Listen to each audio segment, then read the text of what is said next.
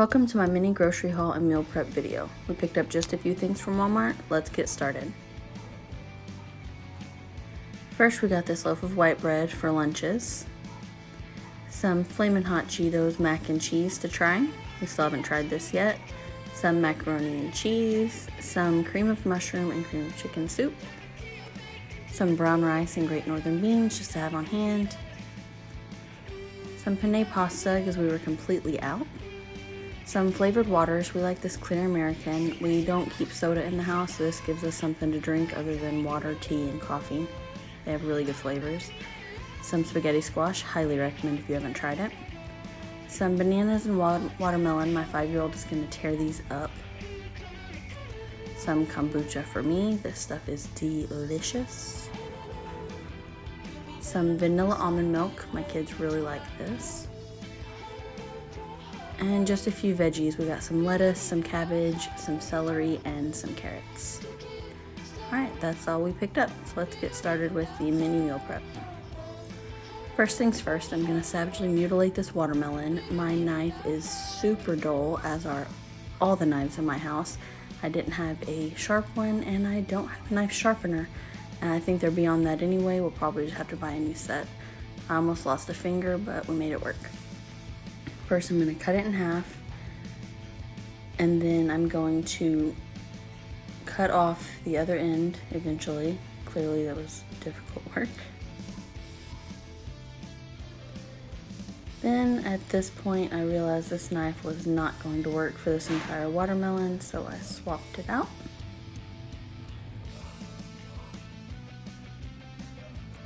And I'm just gonna cut off all the sides. I feel like this way you lose the least amount of watermelon on the rind, and it makes it easier because it's flat on the table, so it's not rolling around everywhere.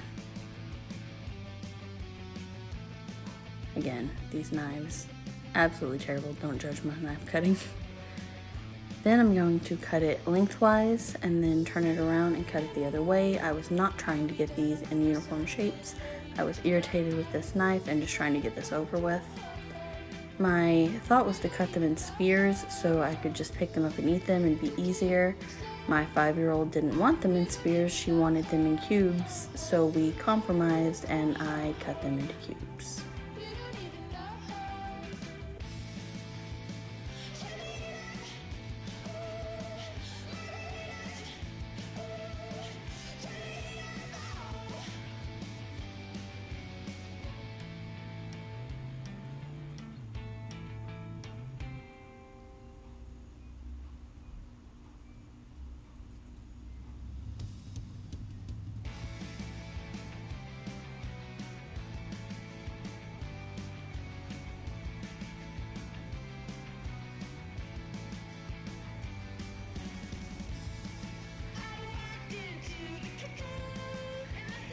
My fiance was watching me in horror cut that watermelon, but he decided he needed to try.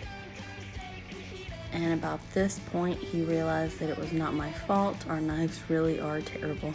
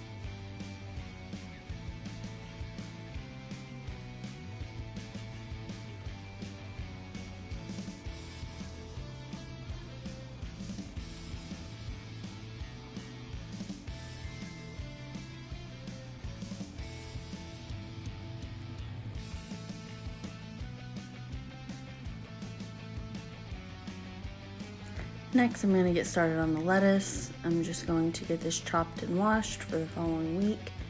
I find that if I don't prep the lettuce ahead of time, then I end up throwing away a whole head of wilted lettuce at the end of the week. I'm just gonna chop this up into bite-sized pieces and get it into my OXO salad spinner so we can get it clean.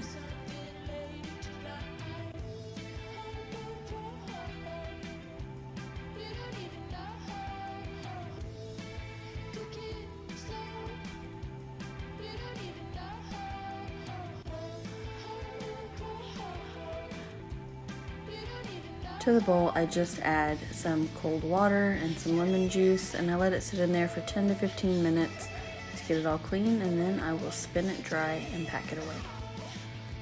We were having salads this night, and since not everything would fit in the container, I went ahead and put some lettuce into a couple bowls for us, and everything else fit perfectly. These Rubbermaid containers are really good for keeping produce fresh.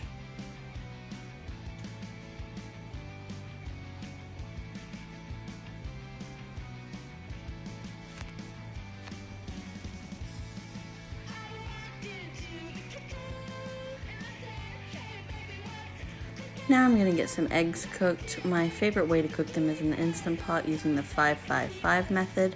It's where you cook them on high pressure for 5 minutes, let it natural release for 5 minutes, and then do an ice bath for 5 minutes. I was making quite a few recipes with them, so I did 19 or 20 eggs.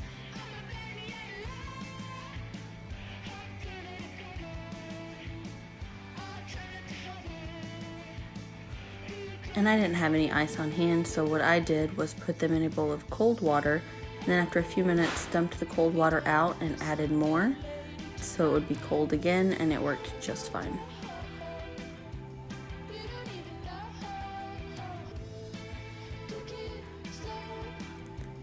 Here I am peeling and putting them in a bowl. When you do them this way in the Instant Pot, the peels just come right off.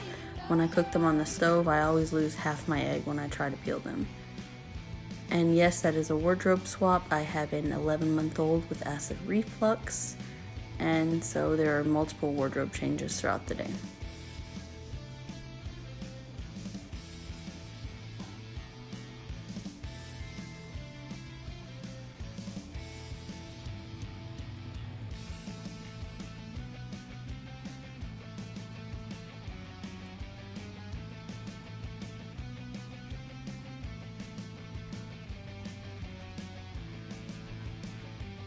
First, I'm going to be making an egg salad. To my bowl of chopped eggs, I'm adding some mayo, some mustard, some Dijon mustard,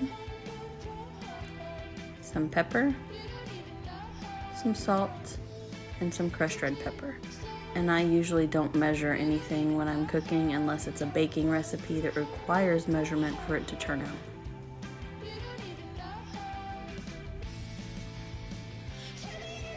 Next, I'm going to make some deviled eggs. I'm just cutting the eggs in half and putting them into this Dollar Tree cupcake container. Dollar Tree didn't have any egg containers, and I didn't want to spend too much on something that I'm not going to use very often. This worked just fine.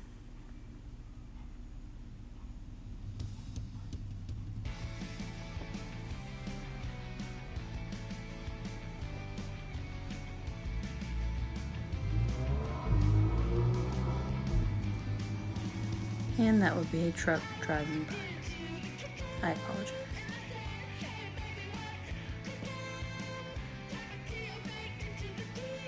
I'm going to keep 4 or 5 of these out just to have hard-boiled eggs on hand for a snack.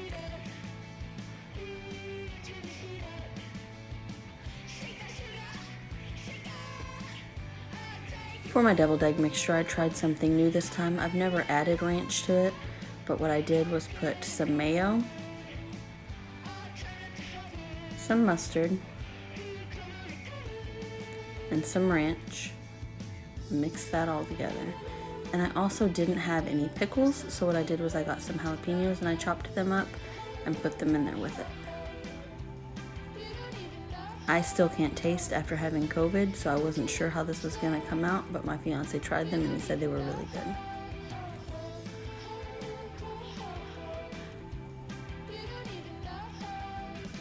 I also didn't add the paprika on top because I wasn't sure how it would go with the ranch and the jalapeno, but he said that was all it seemed like it was missing.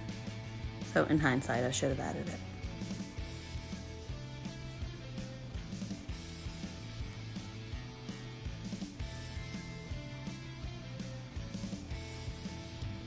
Added some salt and pepper, and then I put it in a Ziploc bag and cut the end off and squeezed it into the egg halves.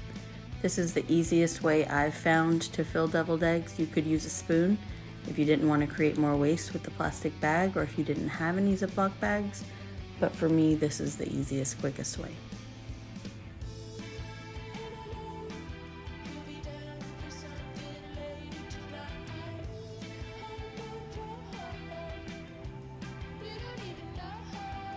That was me tasting an egg and then being disappointed, realizing I still can't taste it.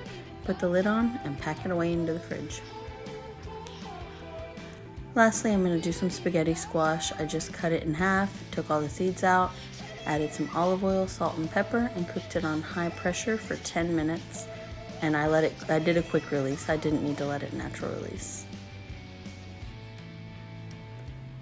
And it turned out perfectly.